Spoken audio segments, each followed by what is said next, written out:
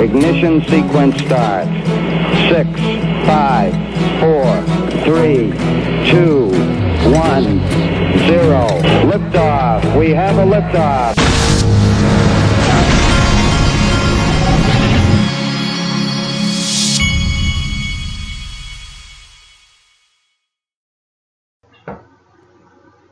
Hey everybody, this is the Digital Asset Investor. Today I'm going to go over a thought I had that is something you really need to hear from me, and this is not just a thought that I had, but it's also backed by what I've seen. And it all kind of, every once in a while I'll be reading articles and going over things and thinking about things I've seen in my past involving the financial world, and something will click in my mind, and today something clicked, and I wanted to go over it with you. But first I wanted to show you a couple of things that were passed along to me on Twitter. The first is from Michelle XRP. She is very active in the XRP community, and I see many articles going around from her on Twitter, so I wanted to give her credit. At Michelle, that's MiChelLEN6. So go give her a follow, and I always appreciate people sending me information. This is what she sent. This is Bank of America files patent. Now, as we know, Bank of America has been filing multiple patents for blockchain-enabled cash handlers. And so this is more or less involving ATMs. And so I just, first of all, wanted to make sure you understood the overall point there, which is that these banks aren't stopping. They're completely headfirst into blockchain technology and cryptocurrency, not just blockchain technology, as a lot of these articles would have you believe. But I wanted to read you an excerpt from this. Blockchain technology may be used by automated teller machine to accelerate transaction speed and or facilitate other types of transactions in addition to ATM transactions like cash withdrawals and deposits, such as gift registry transactions.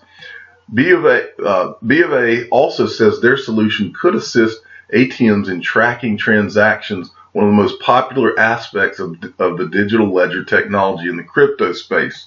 And so these guys, they're trying to get into this ATM business now with cryptocurrency. That's what the writing on the wall is, and so that is very interesting.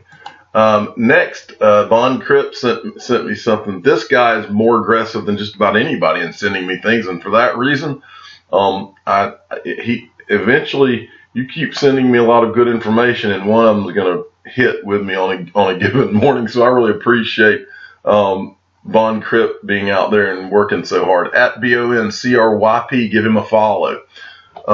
You'll find some great info by doing so.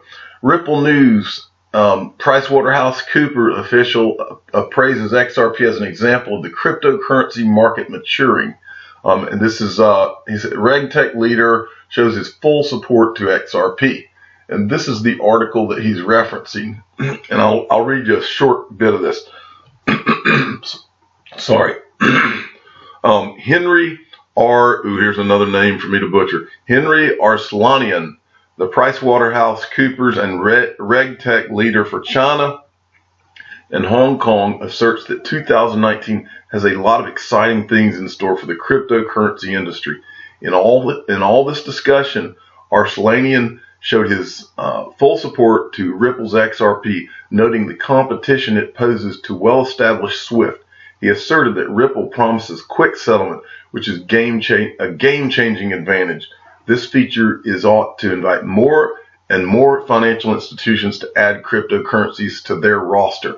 The 4-second transaction settlement for cross-border payments boasted by XRP has gained a lot of traction from the market. He further predicted that 2019 will also observe the rise of security tokens and stable coins.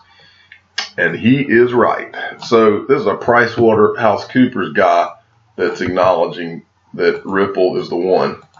Okay, now I wanted to, for what I'm about to talk about is very, very interesting, and it'll open your eyes a lot. The first thing I wanted to show you, though, this is an article. I love to put things in perspective. This is an article about $18 billion being wiped out of crypto in 2 days over the last couple of days. We had a run up, I believe it was on Christmas Eve, when the Binance CEO, who I really love, when the Binance CEO made XRP a trading pair with, I believe, Tron and one of the other digital assets.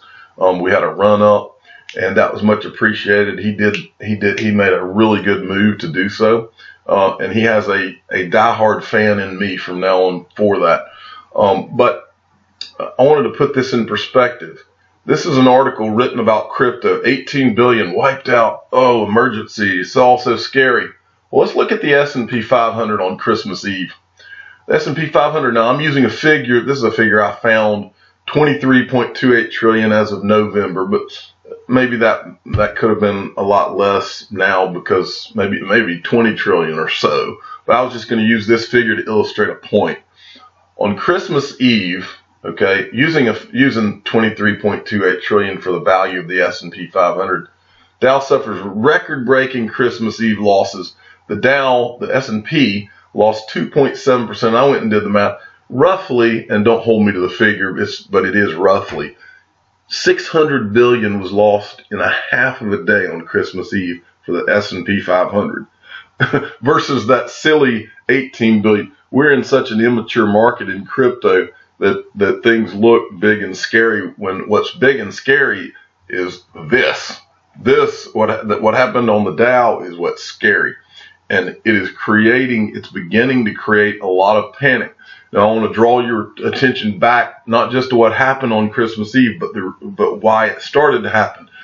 And I mentioned the other day, back in 2008, during the financial crisis, we had a liquidity crisis, and that liquidity crisis is where everybody started to freak out. All of the money movement began to get locked up, and that's when all the Treasury Secretary and all them went begging to Congress, okay, to be bailed out. Okay, so I want to show you something else. Now, remember, in the past, I've told you that more or less your safe havens, traditionally, when there is a recession or any kind of a global financial panic, the go-to safe havens have been precious metals, gold and silver, and treasury bonds. Those have been the primary two, okay, in the history. Remember, crypto is the first new asset class since 1696, when bonds were created. So treasury bonds and precious metals have been the go-to safe havens. Okay, now I want to make a point to you. Treasury bonds, that's part of the whole panic that's going on. Is there's a trade war between China. China owns a lot of the U.S. debt. This time, we're talking about a huge debt crisis. This time that you have a global panic, we're talking about a debt crisis. So treasury bonds might be what people are running from more than anything. And if that happens and they hit the exit doors on that, then watch out, because then we're in for some very scary things. In my opinion, unless you are a crypto person, and I'm going to show you why. Now I saw this happen. This is from 2012. Why do the Germans want their gold back? Okay. And what it was is, this is after the financial crisis. Germany asked the U.S. and I believe France, they wanted their gold back. They wanted to bring all their physical gold back to put in their own vaults. And the reason that they got freaked out about this, and the reason they started asking for it, and they finally got it back, but at first they didn't. There was like a 5-year period of time that they had to spend getting all that gold and bringing it back in. And the reason was because in gold and silver, over the course of the last few years, you've had the creation of so many derivatives and ETFs and all of this, and so much of this market has become paper, and you've heard many people tell you, and I'll tell you right now, if you're going to buy gold and silver, own the physical. Do not get in all these ETFs and all this stuff.